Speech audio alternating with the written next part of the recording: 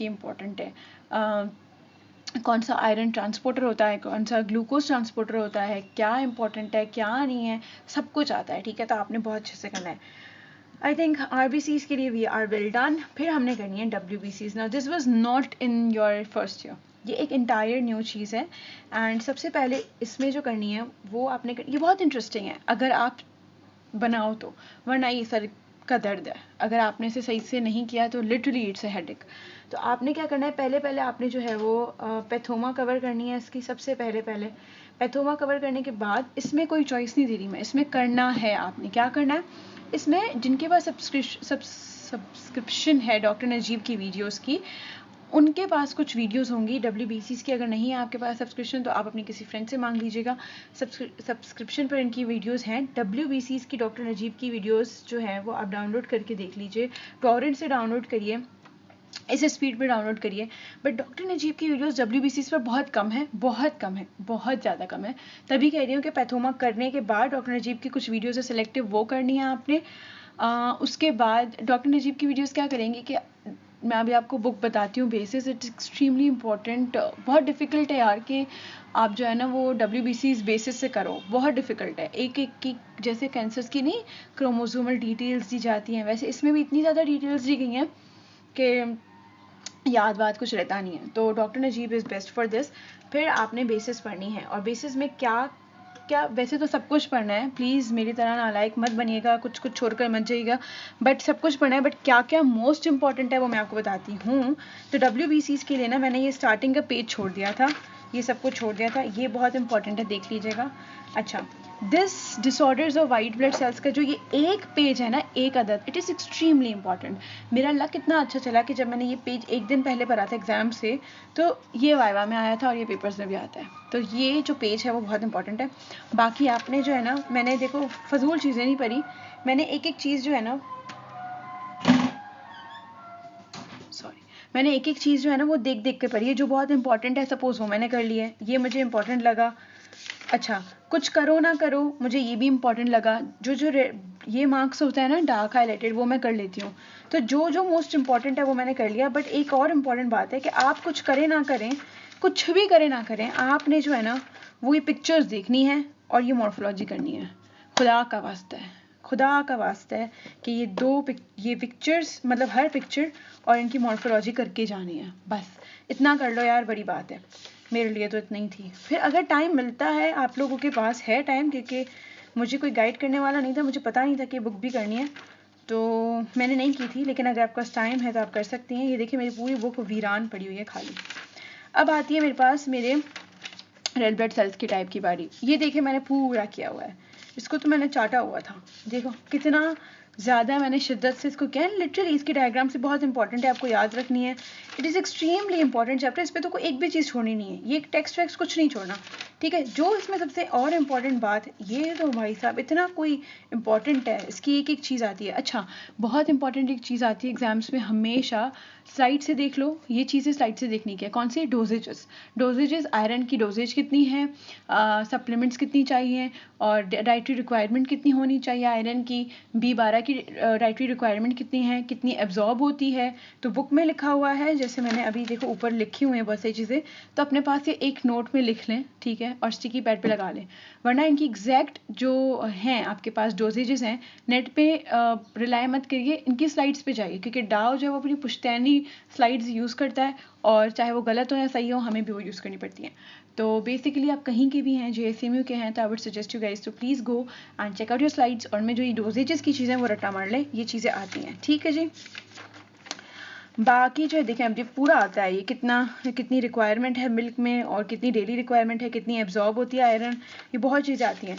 अच्छा, जो सबसे इंपॉर्टेंट है ना, वो जो इसमें अंडररेट, ये तो आपने देखिए प्लेटलेट्स का भी पूरा कवर करना है, एक भी चीज़ नहीं छोड़नी। प्लेटलेट्स में कह रही हूँ ना, it's a marks gaining thing, आपने कर लिया, बात खत्म। जो सबसे अंडररेटेड चीज़ है वो है ये पेज, आखिरी पेज है, कॉम्प्लिकेशंस ऑफ ट्रांसफ्यूजन। ये इतना आता है एग्जाम में, इसकी एक एक लाइन रटी हुई आती है, आपने एक एक लाइन पढ़नी है इसकी, एक एक, ये छोटा सा है, इतना सा है, ये भी पढ़ लेना, ठीक है। यहाँ तक है, सिर्फ एक पेज की चीज़ है, और इतने MCQs निकल जाते हैं आपके पास, ठीक है। ये होगी आपकी बेसिस की बात, ठीक है। अब हमने बात करनी है अपनी दूसरे सब्जेक्ट की, विच वॉज योर क्या दूसरा सब्जेक्ट था यार, मेडिसिन कर लेते हैं, ठीक है ना। मेडिसिन आपने साथ साथ ही करनी जानी है, कुछ नहीं करना। मैंने देखो डेविडसन नहीं की थी, खुदा गवाह है, मैंने डेविडसन नहीं की थी, मुझे नहीं पता था डेविडसन कितनी इंपॉर्टेंट होती है। But I will suggest you guys कि इरफान मसूद की जो IM है, जो इरफान मसूद है, लाइक दिस मेडिसिन की, oh my god, this is wonderful book.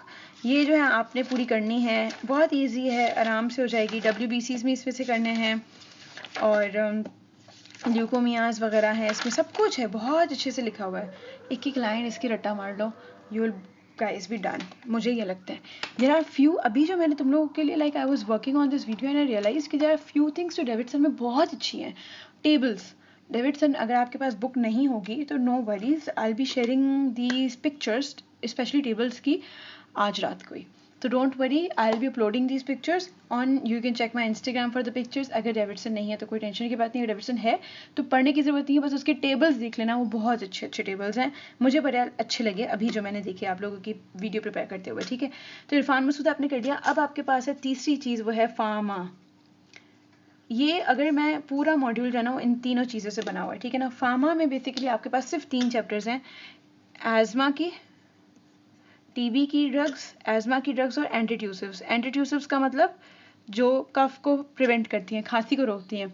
कैसे करनी है आपने, ये जो करनी है ना आपने, वो करनी है आपके लेक्चर आउटलाइन से, ये और कहीं नहीं है। और इसकी लेक्चर आउटलाइन से एक एक ड्रग का नाम याद होना चाहिए आपको, एक एक ड्रग का नाम, ठीक है, पूछा जाता है बाबा में। TB की डोजेजेस इन अ सेंस कि पूरा जो रिजीम्स है उनकी सब याद होनी चाहिए, किसकी वजह से आंसू पीले नीले गीले आते हैं, ये सब याद होना चाहिए। एज़मा की ब्रोंकोडायलेटर्स वाली जो है, प्रॉपर एक एक चीज़ जो है ड्रग्स के नाम के साथ याद होना चाहिए। कोई इतना आसान है फार्मा, मैं कह रही हूँ it's very easy and marks gaining. आपने इसके नामों के साथ नेम्स भी याद रखने हैं।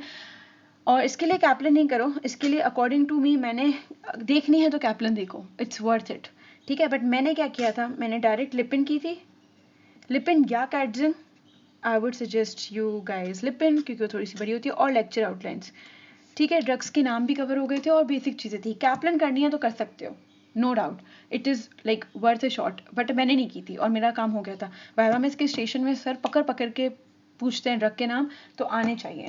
उसके अलावा आपके पास जो है, मैंने कहा, अच्छा एक और पैथोलॉजी में मैं भूल गई हूँ, एक और टॉपिक है which is your transfusion, bone transfusion and transplantation का, वो आपने लेक्चर आउटलाइन से करना है, ठीक है। लेक्चर आउटलाइन से करना है, वही देख लीजिएगा, वो मैंने नहीं किया था, आप देख लीजिएगा।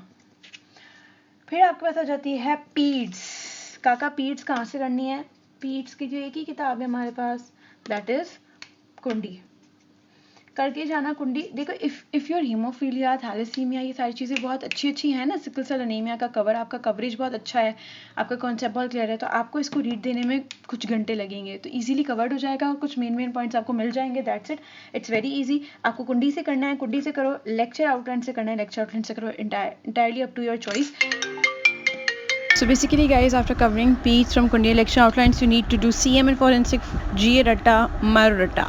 आपने जितनी भी लेक्चर आउटलाइंस हैं उनमें से CM फोरेंसिक करना है। After that completing the course, first aid का एक read is extremely important, add those points to your main book, ठीक है जी, उसकी एक प्रैक्टिस लगा लीजिए हमेशा। And then after that past papers, they are the key to success, I have already told you.